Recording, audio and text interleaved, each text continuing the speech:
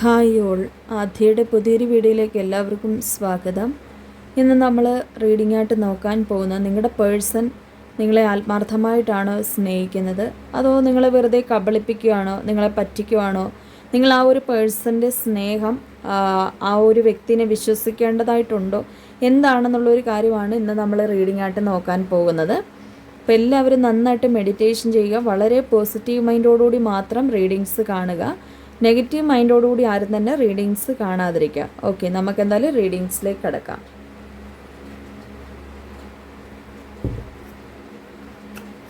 Universe please guide us.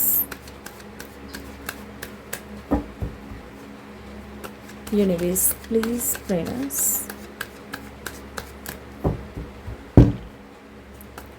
Universe please guide us.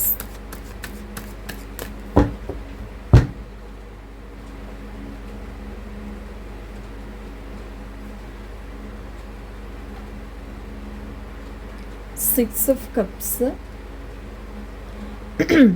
and the Hanged Man, Eight of Swords.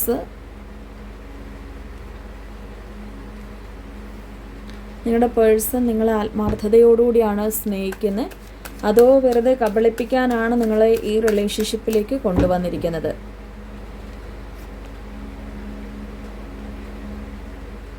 And the sun. നമുക്ക് YouTube പോളിസിയാണ്, യൂട്യൂബിൽ strike വരും. നമുക്കിങ്ങനെ സെക്ഷലൈസ്ഡ് ആയിട്ടുള്ള ചിത്രങ്ങൾ കാണിച്ചാൽ അവിടെ സ്ട്രൈക്ക് വരും. അപ്പോൾ അതുകൊണ്ടാണ് നമ്മളത് സ്പ്രെഡ് മറച്ചു വെച്ചിരിക്കുന്നത്. Okay, universe please guide us.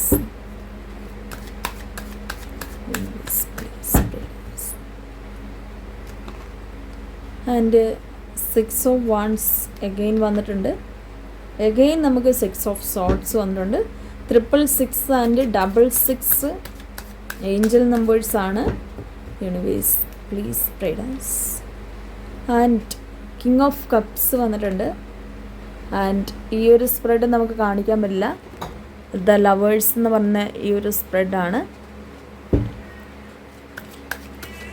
Okay, ഇപ്പോൾ നിങ്ങൾ സ്നേഹിക്കുന്ന വ്യക്തി നിങ്ങളെ ആത്മാർത്ഥതയോടുകൂടിയാണ് സ്നേഹിക്കുന്നത്, അതോ നിങ്ങളെ പറ്റിച്ചുകൊണ്ടിരിക്കുവാണോ എന്നാണ്. The moon and 7 of Wands and 4 of Swords. Universe please guide us. And the high priest and death എന്ന് പറയുന്ന ഒരു എനർജിയാണ് ഇവിടെ നമുക്ക് വന്നിട്ടുള്ളത്. ഓക്കെ, സോ നമുക്ക് ഈ ഒരു റിലേഷൻഷിപ്പ് റീഡിങ്ങിലേക്ക് കടക്കാം. നിങ്ങളുടെ മൈൻഡ് വളരെയധികം ഈ ബന്ധത്തിൽ ഒരു വിശ്വസിക്കുവാൻ പറ്റുന്ന ഒരു രീതിക്കല്ല നിൽക്കുന്നതെന്നാണ് ഇവിടെ കാണാൻ കഴിയുന്നത്. നിങ്ങൾ വല്ലാതെ കൺഫ്യൂഷനിലാണ്. അതായത് ചിലപ്പോൾ ഇതിപ്പം ആദ്യത്തെ ഒരു റിലേഷൻഷിപ്പ് ആവാം, നിങ്ങളുടെ ജീവിതത്തിൽ തന്നെ ആദ്യമായിട്ട് പ്രണയിക്കുന്ന ഒരു പേഴ്സൺ ആവാം ഈ ഒരു വ്യക്തി എന്ന് പറയുന്നത്. അല്ലെങ്കിൽ ഇപ്പം മുൻപൊരു പ്രണയം ഉണ്ടായിട്ടത് എൻഡിങ് ആയി, അപ്പോൾ രണ്ടാമതൊരു വിവാഹത്തിന് വേണ്ടിയോ അല്ലെങ്കിൽ ഒരു മാരേജിന് വേണ്ടിയോ അല്ലെങ്കിൽ ഇപ്പം ഒരു റിലേഷൻഷിപ്പിന് വേണ്ടി നിങ്ങളുടെ മനസ്സ് തയ്യാറല്ലായിരുന്നു. പക്ഷേ ആ ഒരു ടൈമിലാണ് ഈ പേഴ്സൺ കടന്നു വന്നതെന്ന് കാണിക്കുന്നുണ്ട്. അപ്പോൾ എന്തോ നിങ്ങളുടെ മനസ്സ് അങ്ങനെ ഒരു കാര്യത്തിന് വേണ്ടി തയ്യാറല്ലായിരുന്നുവെങ്കിൽ പോലും ഈ വ്യക്തി നമ്മുടെ അടുത്ത് പിന്നാലെ വരുമ്പോൾ അവരോട് നോ എന്ന് പറയാൻ നിങ്ങൾക്ക് ആവുന്നില്ല. അതായത് എനിക്ക് ഈ റിലേഷൻഷിപ്പിൽ താല്പര്യമില്ല എന്ന് പറയാൻ നിങ്ങൾക്ക് ആവുന്നില്ലെന്നാണ് കാണിക്കുന്നത്. നിങ്ങൾ അവിടെ ഒരു മൗനം പാലിക്കുകയാണ്. അതായത് അവരോട് ഒരു ആൻസർ പറയുന്നില്ല. നിങ്ങൾക്ക് അവരോട് എനിക്ക് പൂർണ്ണമായിട്ട് വേണ്ട എന്ന് പറഞ്ഞ് തള്ളിക്കളയാൻ പറ്റുന്ന ഒരു തരത്തിലല്ല നിങ്ങളുടെ മൈൻഡ് നിൽക്കുന്നത്. നിങ്ങളുടെ മൈൻഡ് നോക്കാൻ നേരത്ത് വളരെയധികം ആ പേഴ്സണെ സ്നേഹിച്ച് വളരെയധികം ആ ഒരു വ്യക്തിയോട് ഭയങ്കരമായിട്ട് ആ വ്യക്തി വേണമെന്ന് നിങ്ങളുടെ മനസ്സ് ആഗ്രഹിക്കുന്നു. പക്ഷെ നിങ്ങൾ ഭയങ്കര കൺഫ്യൂഷനിലാണ്. അതായത് നിങ്ങളുടെ മനസ്സുകൊണ്ട് നിങ്ങൾ ആ ഒരു പേഴ്സണെ സ്നേഹിക്കുന്നുണ്ടെങ്കിലും പക്ഷെ നിങ്ങൾക്ക് എന്തൊക്കെയോ ഒരു ഭയം നിങ്ങളുടെ ഉള്ളിലുണ്ട്. ചിലപ്പം ഇനിയും ഒരു ചിലപ്പോൾ നിങ്ങൾ ഭയങ്കരമായിട്ട് ഓരോരോ പ്രശ്നത്തിലൂടെയും കടന്നു പോയിട്ടുള്ളൊരു വ്യക്തിയാവാം.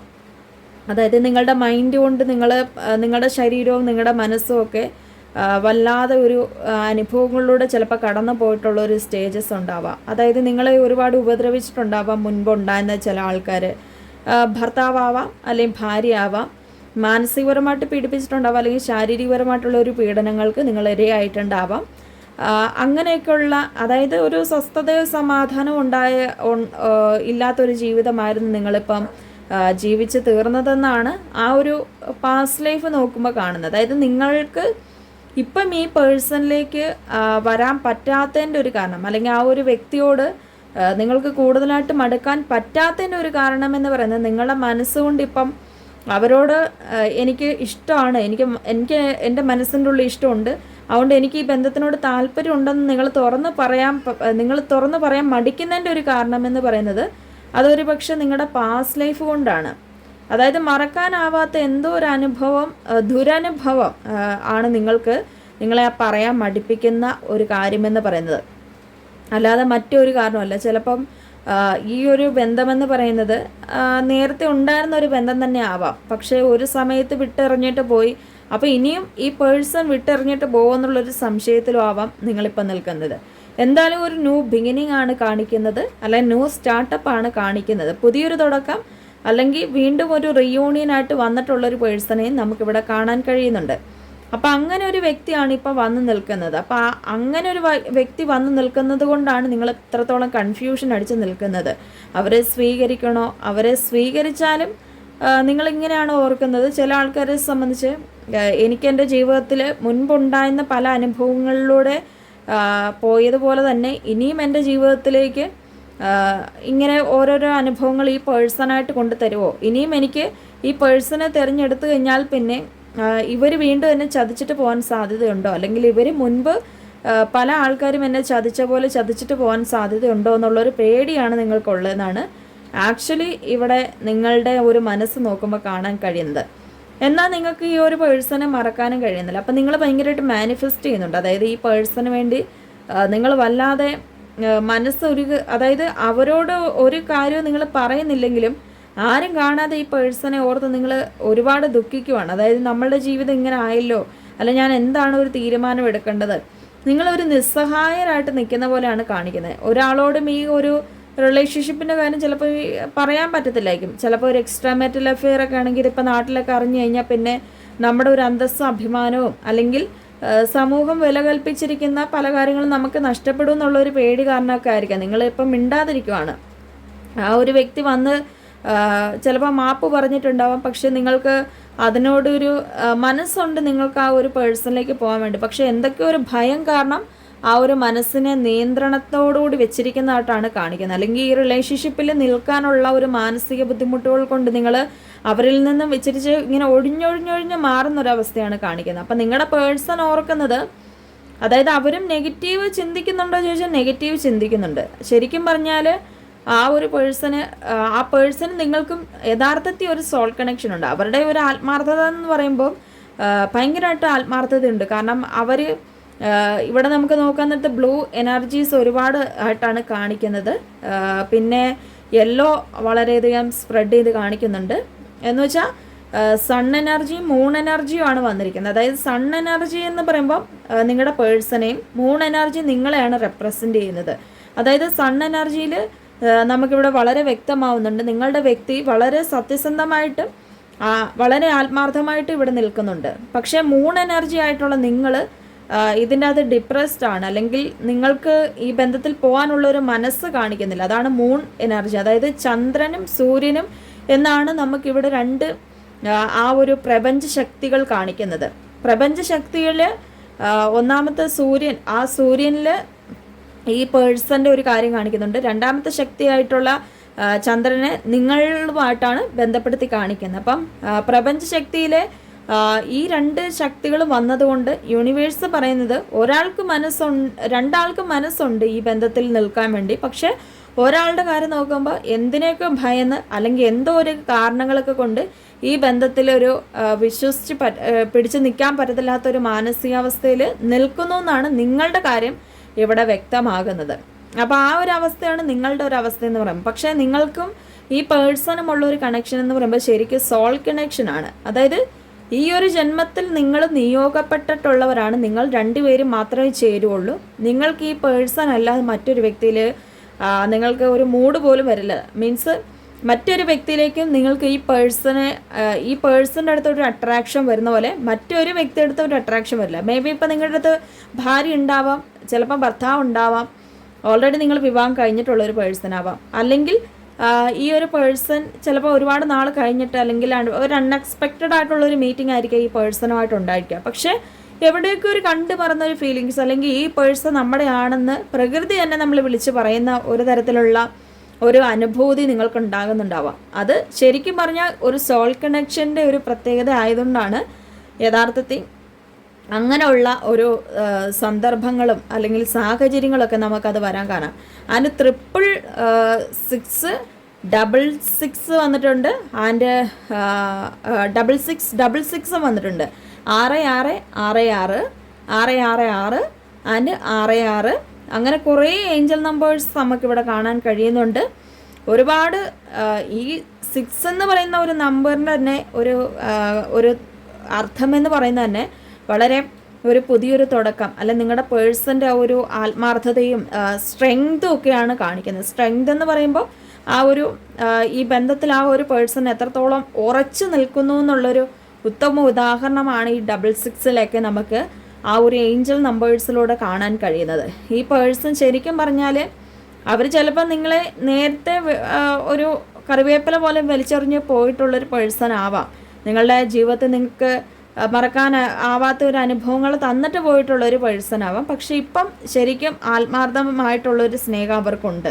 അതായത് എല്ലാം റിഗ്രറ്റ് ചെയ്ത് പശ്ചാത്തപിച്ചും അല്ലെങ്കിൽ കാലം തിരിച്ചടി കൊടുത്തിട്ടും ഈ പേഴ്സൺ ഒരുപാട് മാറിയിട്ടുണ്ട്. ഒരുപാടെന്ന് വെച്ചാൽ വളരെയധികം മാറ്റങ്ങൾ നമുക്കിവിടെ കാണാൻ കഴിയുന്നുണ്ട്. നല്ലൊരു സ്നേഹം ആ ഒരു പേഴ്സൻ്റെ ഇപ്പോൾ ആ ഒരു ചുറ്റിനും ഓടി നടക്കുന്നതായിട്ടും ആ ഒരു സ്നേഹത്തിൻ്റെ പവർ നോക്കാൻ നേരത്ത് ഭയങ്കര ഒരു ജ്വലിച്ചു നിൽക്കുവാണ്. അതായത് നിങ്ങളോട് കൂടുതലായിട്ട് ആ ഒരു പേഴ്സൺ ഭയങ്കരമായിട്ട് അടുത്ത് നിൽക്കുന്നതായിട്ട് നമുക്കിവിടെ കാണാൻ കഴിയുന്നുണ്ട്. ഓക്കെ, അതുപോലെ തന്നെ ഈ പേഴ്സൺ നിങ്ങളിങ്ങനെ ഒരു സ്റ്റക്കായിട്ട് നിൽക്കാൻ നേരത്ത് ശരിക്കും പറഞ്ഞാൽ അവർ ചിന്തിക്കുന്ന ഒരു കാര്യം, നിങ്ങൾക്ക് ഇനിയിപ്പോൾ താല്പര്യമില്ല അല്ലെങ്കിൽ നിങ്ങൾക്ക് ഇനിയിപ്പോൾ ഇത് ഉപേക്ഷിക്കാനാണോ എന്നൊക്കെ ഉള്ള ഒരു നെഗറ്റീവ് തോട്ട്സും ചില സമയങ്ങളിൽ നിങ്ങളുടെ പേഴ്സണിൻ്റെ മനസ്സിൻ്റെ ഉള്ളിലേക്ക് കടന്നു വരുന്നുണ്ട്.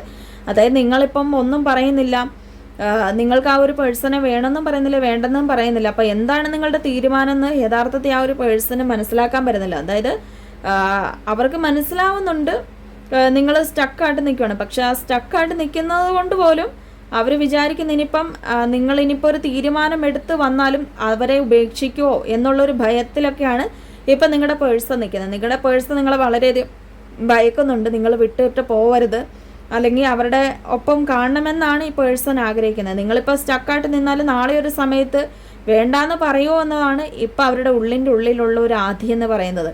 ആ ഒരു ആധി ഇങ്ങനെ ആളി കത്തിക്കൊണ്ടിരിക്കുകയാണ്. അതായത് ഓരോ നിമിഷവും അവർ ആ ഒരു കാര്യത്തിന് നിങ്ങൾ നോ എന്ന് പറയുന്ന ഒരു ആൻസർ പറയുമോ എന്നുള്ളൊരു പേടിയിലാണ് അവർ ഓരോ നിമിഷവും വെന്തുരുകി കഴിഞ്ഞുകൊണ്ടിരിക്കുന്നത്. അപ്പോൾ അവരുടെ ഉള്ളിലുള്ള ഒരു ആധി എന്ന് പറയുമ്പോൾ ഓരോ ദിവസം കൂടിക്കൊണ്ടിരിക്കുകയാണ്.